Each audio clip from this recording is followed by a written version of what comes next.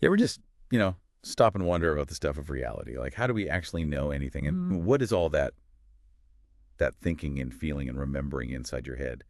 Is it really different, like fundamentally different stuff than, say, the chair you're sitting on? Yeah, that's pretty much the classic question, isn't it? The Yeah. mind matter problem. This idea, there's this huge gap between, mental things and physical things. And today we are taking a deep dive into some really fascinating material you sent us that really pushes back against that whole idea. We're digging into parts of Bertrand Russell's The Analysis of Mind. It's from, what, 1921? That's right, 1921. So quite a while ago, but still, wow, incredibly thought-provoking. Definitely. And Russell starts right there, doesn't he? Yeah. He points out how obvious that mind-matter split feels in, well, what he calls popular philosophy. It's kind of the default setting for most people. Right. It just feels true. But Russell, well, he wasn't one to just accept things, was he? He really tries to take it apart. So our mission here is to follow his thinking step by step, see how he tries to build this new picture of the world and our minds. Yeah, what they're really made of, according to him, and we'll get into his ideas on perception, memory, even desire and consciousness, but sticking just to the material we've got here. Exactly. Think of it as your shortcut to understanding a really big philosophical puzzle and maybe getting some surprising insights too. Sounds good. Where do we start? Okay, so the big problem, mind versus matter. That seemingly solid line. How does Russell even start to question something that feels so, well, intuitive? Well, according to the sources, he tackles it from a couple of angles. First, he says it's actually really hard to analyze consciousness directly, like as the separate thing. It's slippery. And second, he looks at observations, animal behavior, he calls it, comparative psychology, and also studies of people with mental illness or hysteria. He connects that to psychoanalysis, which is pretty new back then. So he's using empirical stuff, observations, not just armchair philosophy. Right. He's saying, let's look at the evidence, not just abstract concepts. Okay, so where does that lead him? Because it feels like there's a really core kind of radical idea coming. There absolutely is. He picks up on an idea from people like William James and those American realists like Perry and Holt. Yeah, I've heard of him. And their suggestion was, maybe we should just ditch the whole idea of consciousness as some special kind of substance. Ditch consciousness. Whoa. Well, as a separate thing. Instead, they propose that maybe everything, the physical world, our thoughts, feelings, it's all made of one fundamental kind of neutral stuff. Neutral stuff. Okay, hold on. Not mental, not material, Right. just stuff. Exactly. By itself, it's neither. And Russell thinks this works perfectly for things like sensations. Like seeing the color red or hearing a bell. Is that red in your mind, or is it out there in the physical bell? Russell says, look, it's made of this neutral stuff, and it belongs just as much to psychology as it does to physics. Wow. Okay, so the basic building blocks of experience, sights, sounds, they aren't already tagged as mental or physical. That's the core idea. And he argues you can actually construct the whole world, everything we experience or even infer, from these neutral bits. They don't have that hardness we associate with matter, and they don't have that built-in aboutness we think of with mind. They're just, well, particulars. Okay, my brain is starting to bend a bit here. Right. If it's all the same neutral stuff, Yeah. how do we get mind and matter back? How do you build tables and thoughts out of this one thing? Right, good question. Russell says it's all about how these neutral particulars, these basic bits, get organized, how they're grouped. Yep. So what we call matter, like say a table, it isn't this single solid thing in the way we usually imagine. He calls it a logical fiction or a construction. It's really a collection of particulars. Think of all the different ways the table appears from different angles and different light, how it feels, all its aspects. Those appearances are related to each other in predictable ways. And it's from those relationships that we sort of infer there's a single, stable, real table behind them all. So the table is less a thing and more like the pattern of all its possible appearances grouped together. You got it. That's one way to group particulars.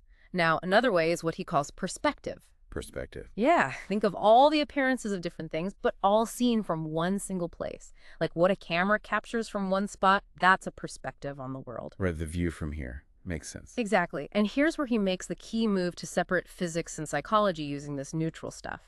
Physics, he says, tends to group particulars based on the object they are appearances of. Okay. He calls this the active place, where the object causing the appearances. Psychology, though, groups particulars based on the place they appear at. The viewpoint. The viewpoint, the perspective, the passive place, he calls it. And this grouping becomes psychological, especially when that passive place involves a nervous system, like a brain. Okay, let me see if I follow. Physics looks at all the scattered appearances that belong to one star, wherever they show up across the universe. Right. Grouping by the object. And psychology looks at all the different appearances of many things that show up in, say, my brain's location. That's a great way to put it. The particulars linked to one star, grouped spatially, that's the star for physics. The particulars of lots of things from a camera's location, that's a physical perspective. But the particulars of lots of things appearing at the location of your brain, those are perceptions. That's psychology. So the difference isn't the stuff itself, it's the filing system, the rules for grouping. That's a huge part of it. Same neutral stuff, different organizing principle. But importantly, it's not just the grouping. There's also a key difference in the kind of causation involved. Causation. Okay. Physics has its laws, cause and effect. How's psychology different there? Well, physics often looks for those nice, clean laws, right? Same cause, same effect every time. But Russell argues psychology is really characterized by something he calls mnemic phenomena, mnemic causation. Mnemic? Sounds technical. It does, but the idea is actually pretty intuitive once you get it. He borrows it from someone called Seaman. It just means that for certain things, particularly in psychology, past events in your history are part of the immediate cause of what you do or feel right now. Wait, the past is part of the cause now, not just like a background factor. Right. It's an active part of the proximate cause, along with whatever is stimulating you right now. Okay, I need an example. He uses smelling peat smoke. For one person, it's just a smell. Okay. But for someone else, that same smell might instantly trigger a vivid memory, maybe of a childhood holiday. Oh, okay. The peat smoke now is the stimulus. But the memory isn't caused just by the smoke. It's caused by the smoke plus the past experience that linked smoke to that holiday.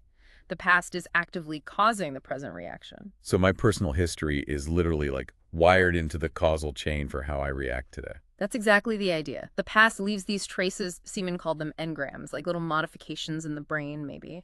And Russell says this is what experience really is. Experience isn't just having a sensation. No, it's when a sensation leaves a trace that changes how you respond later. You know, the classic burnt child fears the fire. The past burning changes the future response to fire. That modification is experience. And your biography, your life story, it's basically a series of events linked by this kind of mimic causation. Mnemic causation. That's like the signature of psychology then. It's absolutely central for Russell. He notes you might see hints of it elsewhere, maybe even in plants, but it's the defining causal law for psychology. And this helps him explain things like instinct versus habit. Right. Instinct feels built in, habit feels learned. How do they fit? Instinctive behavior, he says, happens without needing prior individual experience. Think baby animals, right? They just do things. Like chicks following the first thing they see. Exactly. And they don't need to kind of foresee the outcome. It's often useful for survival, sure, but it can be pretty rigid, sometimes wrong, like those chicks following any moving object, not just mom. Useful but dumb, basically. Kind of, yeah.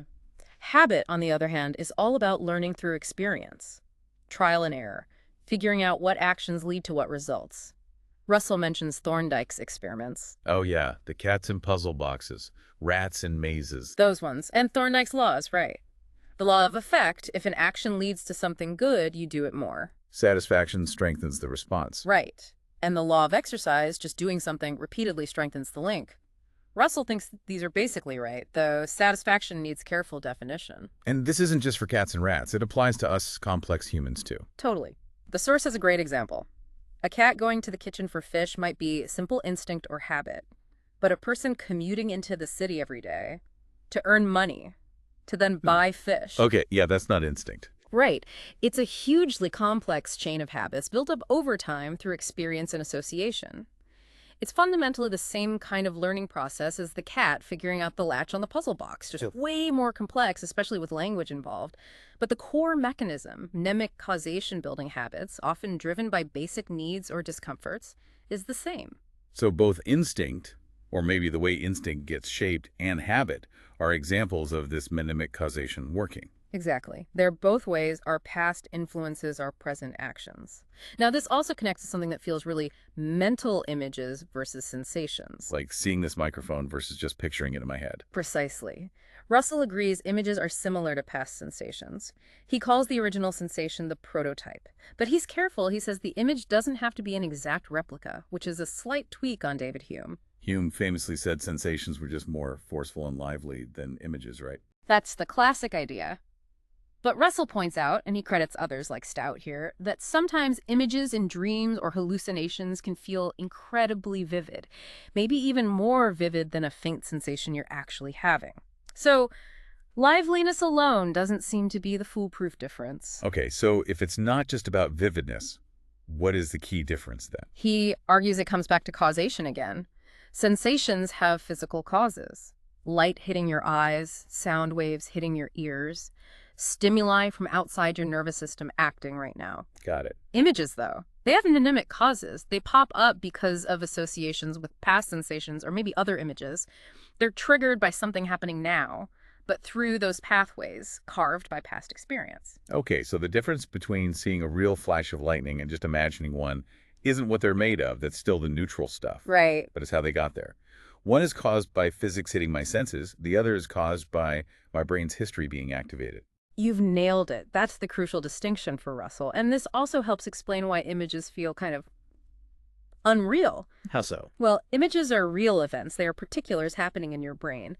But they're unreal in the sense that they don't behave like sensations do. They don't have the expected physical consequences. Like I can't sit on an image of a chair. Exactly. It doesn't follow the laws of physics in the same way the sensation of a real chair does. It doesn't have the right physical concomitants, as he puts it, precisely because its cause is mnemic, not a direct physical stimulus happening now. Ah, so their different behavior confirms their different causal origin. Makes sense. Yeah.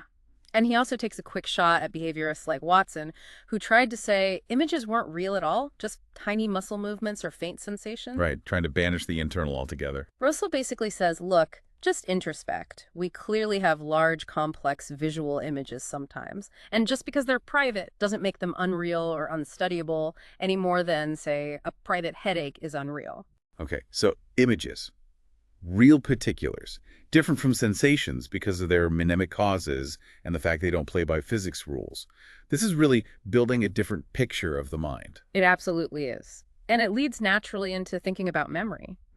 Russell points out that just having a sensation isn't knowledge, but the effects of sensations, the traces they leave, those can lead to knowledge, to cognition. Sensations become signs for other things they've been connected with. And those connections bring up images, which is memory. Pretty much. Memory knowledge, for Russell, involves having images that resemble past sensations, but also, crucially, having a certain kind of belief attached to them. He does distinguish this from just familiarity, though. Familiarity. Yeah, he thinks familiarity is just a feeling, like this seems familiar, but it's not necessarily knowledge that something happened in the past. Okay. What about recognition? Like seeing someone you know? He sees recognition as a definite belief this existed before, but he points out it's usually recognition of similarity, not exact identity. You recognize your friend's face, even though it's changed over the years. It's similar particulars triggering the belief. Interesting. And he mentioned immediate memory, that feeling of the present having duration. Yeah, the specious present. Yeah. That little window where sensations are just starting to fade, maybe blending into images. It's what allows us to grasp things that unfold over time, like hearing a whole word or a musical phrase. The beginning is fading as the end is still arriving. Right. And the core of memory as a belief. He thinks there's a specific belief feeling that gets attached to the memory content, whether it's an image or words describing the past. It's a feeling that basically says, yeah, this happened. He suggests maybe primitive memory is quite vague, just applying that feeling broadly to similar things. Accuracy comes later, learning to respond differently to subtly different past stimuli. Wow. Breaking memory down like that. Images, familiarity, recognition, belief, the specious present. Yeah. It's much more complex than just remembering. And it all ties back to the neutral stuff and mnemic causation, which in turn is key to understanding language and meaning. Ah, words. Okay, how does language fit into this whole neutral stuff, mnemic causation picture? Well, physically, a word is just a noise we make or a shape we write, right? A pattern of similar occurrences. Meaning is what makes it special. And while the choice of word is conventional, table could have been glub. Russell argues the link between the word and what it means isn't totally arbitrary once it's established. So table is the agreed upon sound shape, and it means that the thing we eat off. Right. And the things words mean objects, people, events are themselves, remember, constructions, collections of particulars linked by causal laws. Caesar isn't some indivisible soul, it's that whole series of events and appearances we bundle together. We don't even have words for the ultimate fleeting particulars themselves. Okay, so how does the noise table get hooked up to that collection of table-y experiences? Association. Powered by mnemic causation, of course.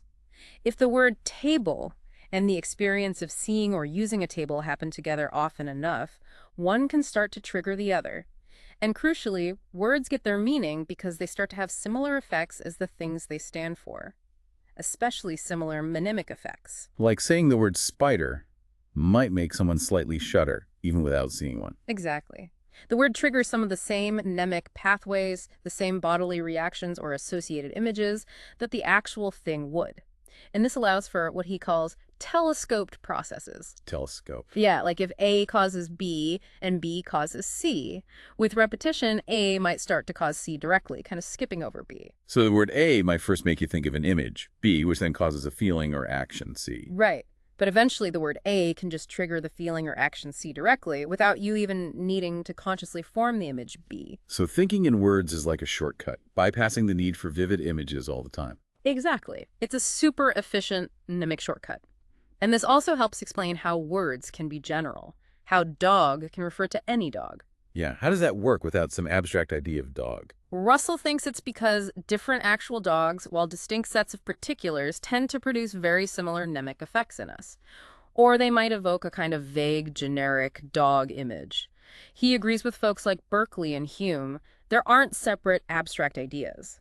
Generality comes from these vague images and, crucially, the habit of applying the same word based on similarity, which, again, is about responding the same way mnemic causally to similar stimuli. It's a very grounded, almost behavioral take on meaning. It really is. Now, what about desire? That feels intensely internal. How does Russell handle that without resorting to some inner willpower thing? Is he going to try and define it just by watching what someone does? Pretty much, yeah, at least initially. He defines it by looking for behavior cycles. These are patterns where an organism keeps doing things likely to achieve a certain result and keeps going until it gets that result, and then it stops. It becomes quiescent. Like a cat batting at a toy until it finally catches it, then it just chills. Exactly. Or a predator hunting until it eats. He says we infer desire in animals because this persistent goal-directed behavior looks like what we do when we feel desire. For humans, he suggests these cycles often start with something unpleasant, discomfort, hunger, pain. So the discomfort pushes you to act. Right. You do things that in the past, synemic causation, have led to stopping the discomfort. And stopping discomfort often feels pleasant, which reinforces the behavior. Yeah. But here's a key point he makes, a potential mistake we make. We often assume the animal or even the person had the end goal clearly in mind the whole time, like the hungry animal was picturing the delicious food. Russell thinks that's not quite right. He suggests it's often more accurate, especially for basic desires, to say the organism is simply being pushed by the current discomfort, driven away from the bad state rather than consciously pulled towards a specific future good state. That's the more primitive form of desire. Exactly. And this framing also helps him talk about unconscious desires. He's a bit skeptical of complex Freudian machinery here, leaning more towards a behaviorist view like Watson's. An unconscious desire isn't some hidden mental entity. It's just a tendency to behave in a certain way, like a readiness, a disposition to act, waiting for the right trigger. Like potential energy, almost. Yeah, that's a good analogy. A tendency towards a behavior cycle. And he adds that surprising twist. Sometimes the belief that you desire something can actually create the desire. Well, yeah, wanting to believe you're ambitious might actually make you feel ambitious. He thinks desires for certain beliefs, like wanting to see yourself as virtuous or wanting religious comfort, can sometimes mask the more basic biological roots of desire as this tendency towards actions that usually promote survival or reduce discomfort. okay, so desire. At base, it's an observable pattern, triggered by discomfort, built on primitive tendencies, and complicated by our own beliefs about what we want. That sums it up pretty well. Now, related to that is belief itself. Russell wants us to separate the act of believing from what is believed the content, or objective. Right. Believing versus the thing believed. And he stresses that both the believing and the content, as it exists for the believer, must be present occurrences, right now. Even if you believe something about the past, like Caesar crossing the Rubicon, The event isn't in your head. Your belief, your images or words about it, are happening now. And the link between my current belief state and that past event is indirect, through the meaning of the words or images I'm using. Precisely. The belief points to the objective world via the meanings we built up through mnemonic causation. He talks about beliefs having image content, like picturing a cat on a mat, or word content, just thinking the sentence, "the cat is on the mat." Propositions are just these contents that can be true or false. What about unconscious beliefs? Does he explain those behaviorally too? Sort of. He suggests they reveal themselves when our expectations fail. If you act as if something is true without consciously thinking about it, and then reality slaps you down, that's when the underlying, perhaps unconscious belief becomes clear. You're expecting X because you believed Y, even if you didn't know you believed Y. Okay, but how do we distinguish believing something from just thinking about it, imagining it? Yeah, that's a tough one, and Russell admits he finds it tricky. He leans towards there being a specific belief feeling, but he struggles to really pin down what that feeling is. It feels different for memory versus expectation versus just agreeing with something. Right? Yeah, they do feel different. Does he offer any other ideas? He does mention an alternative theory, drawing from Spinoza and William James, which he finds quite interesting. Okay. The idea is, maybe belief isn't something extra you add to an idea. Maybe belief is just the default state. When an idea, an image or words pops into your head, you automatically believe it unless something else contradicts it or inhibits it. Wait, so belief is automatic unless you stop it? That's the gist of the alternative view. Thinking about something without believing it would then be a state of active tension, like holding back the natural tendency to accept the idea, considering it, but inhibiting the full belief state. Russell finds this pretty suggestive. Wow, that flips things completely. Believing isn't an action, it's the lack of an inhibiting action. Yeah, it fits quite neatly with a behavioral view, doesn't it? Doubt or disbelief becomes a kind of conflict between competing tendencies or responses. That's fascinating. Okay, so if that's belief, what about knowledge? What makes a belief count as knowledge? Well, the obvious answer, and Russell agrees, is truth. Knowledge is belief that is also true. Simple enough, right? Maybe so. But then you hit the really hard question. How do we know if a belief is true? Is there some absolute guaranteed test for truth? And Russell's answer, based on this material, is a clear no. No absolute criterion.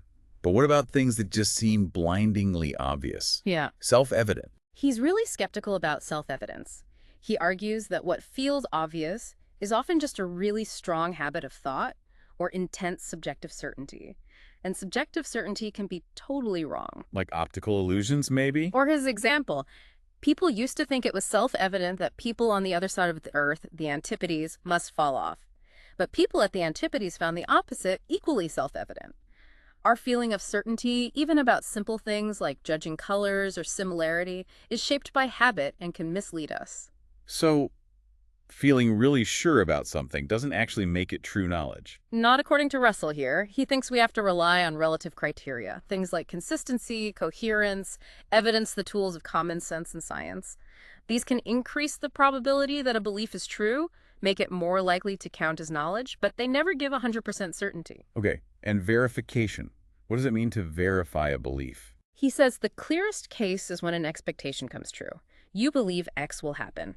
That's an expectation.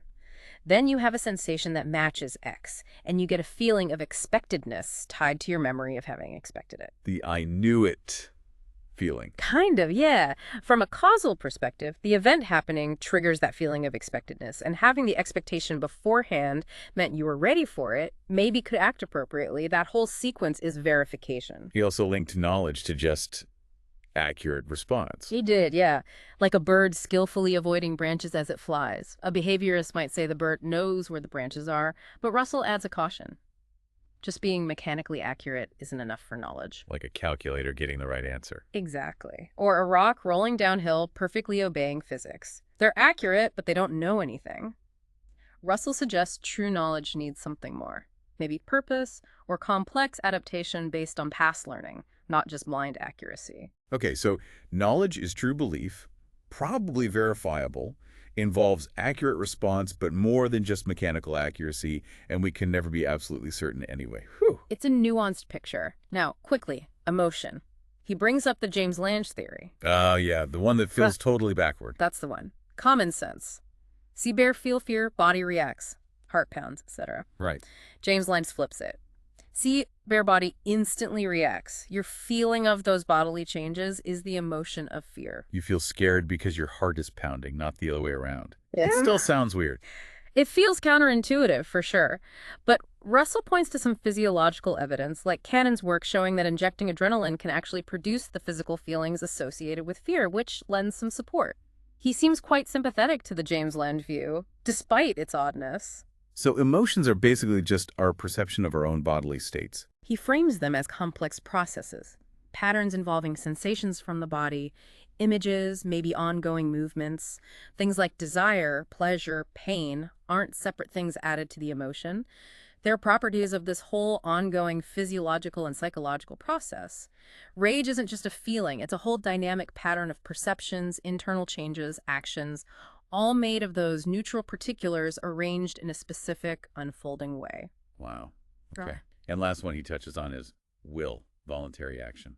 Yeah, he finds this one tricky. How do you distinguish a voluntary movement, like deciding to lift your hand, from a simple reflex, purely based on observation? Especially if you're trying to avoid using fuzzy terms like consciousness or will as explanations. What's a more behavioral or physiological account? That seems to be the goal, yeah.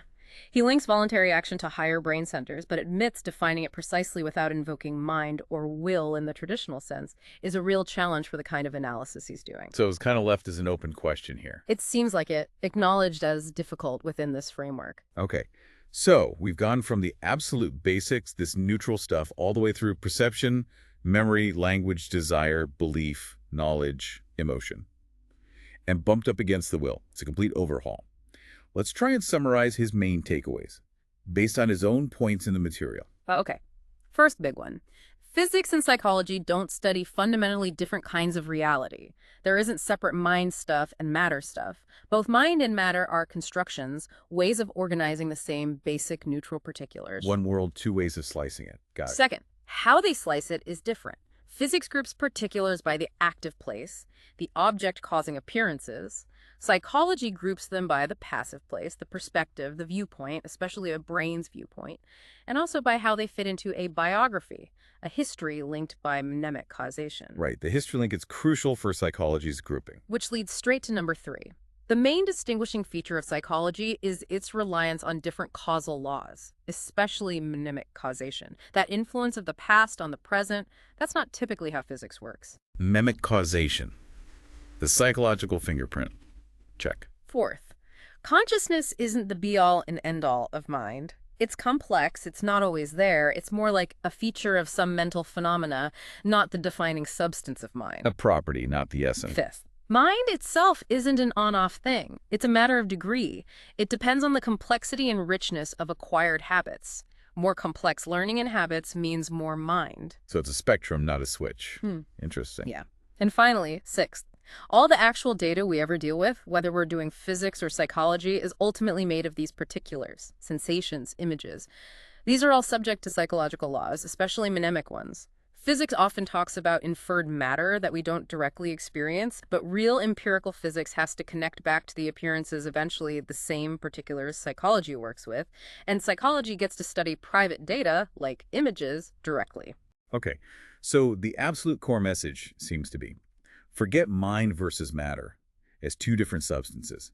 Think of it as one kind of neutral stuff, organized in different ways, following different causal patterns, physical patterns, and the history-dependent mimic patterns that define the psychological. That really captures it. It dissolves the old dualism and offers this unified but still complex way of looking at everything. Wow.